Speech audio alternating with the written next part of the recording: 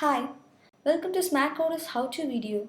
Today I am going to show you how to install GraphQL module in VtigerCRM. Let's start. You need to install this module in your Vtiger to run the Smack Vtiger for Gmail add-on successfully. The API functionality present in this module integrates Smack Vtiger for Gmail add-on and VtigerCRM.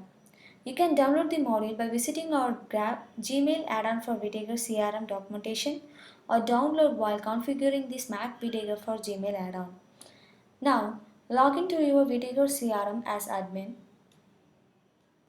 Go to Modules Manager in CRM settings.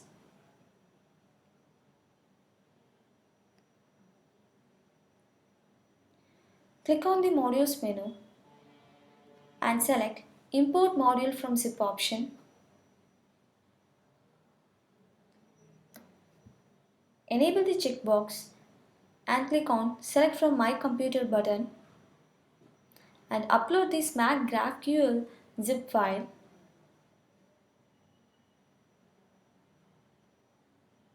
Hit the Import button